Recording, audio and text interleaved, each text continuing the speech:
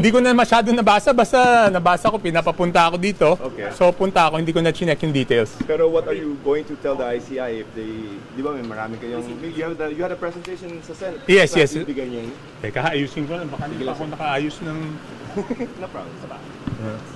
So, yung pong ginawa niyong presentation during the... Ano ba, I'm ready to tell them everything. Everything that they wanna know. Lahat ng gusto nilang malaman ay ready akong sagutin. And name names also?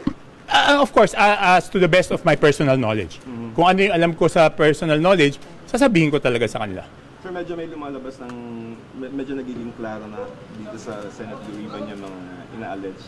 Napanood ko nga kanina eh. So what are your thoughts about it na may mga medyo clear na yung name ng, you know what I'm talking about, you know what I'm talking about? Oh, di ba sinabi na si Saldico, di ba? Kaya nung una pa lang medyo nagdududa na talaga ako kung bakit nag-i-insert ng ganun kalalaking mga pondo, di ba? Okay. So ngayon, maliwanag, pag pinagdugtong nyo yung sinabi ko na nakakapagduda, yung pag-insert ng malalaking pondo, sinabi na ni DE Alcantara na pag nag-insert ay humihingi ng 20 hanggang 25%, di ba? So maliwanag na. So yun naman talaga yung pinagdududahan ko noon kasi narinig ko na yan. Kaya lang hindi ko masabi dahil wala naman akong personal knowledge, di ba?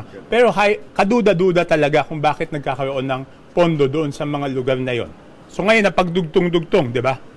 What do you hope? So noong una kong siniwalat ito, walang gustong mag-isa pa lang ako noon. O ngayon na pagdudugtong-dugtong na yung kwento. So what do you hope the ICC does with your, well, there may be evidence? ICI? Hindi, sabi ko nga kasi 'di ba nakita naman natin yung galit ng tao eh. At nakita naman natin na sinasabi magkano yung sa contractor, magkano yung sa DPWH. Ang pinakamalaking nakuha talaga dito is yung sinasabing proponent, funder, o doon sa words ni Mayor Magalong, Committee on Appropriations, di ba? So pag pinagdugtong-dugtong mo talaga, sino ba ang Committee on Appropriations? Saldico. Sino ba yung funder at proponent? Ayon kay D. Alcantara, Saldico. So yung sinasabi ko nakakapagduda, bakit bibigyan mo ng biglang malaking pondo ang isang lugar na hindi naman humihingi, hindi humihingi yung congressman doon ng pondo, maliwanag kung bakit linagyan ng pondo para makuha yung 20 to 25%. So maliwanag na yung kwento, simula, yung first part of the story is yung sinasabi ko, di ba? Yes. Na kaduda-duda na maglagay ng pondo. Okay. Naririnig ko na talaga yung 20-25%. Kaya lang wala akong personal knowledge, so paano ko sasabihin yun? Sige sir, thank you for your time. So, yun, tignan natin kung ano yung tatanong. Senator Grace.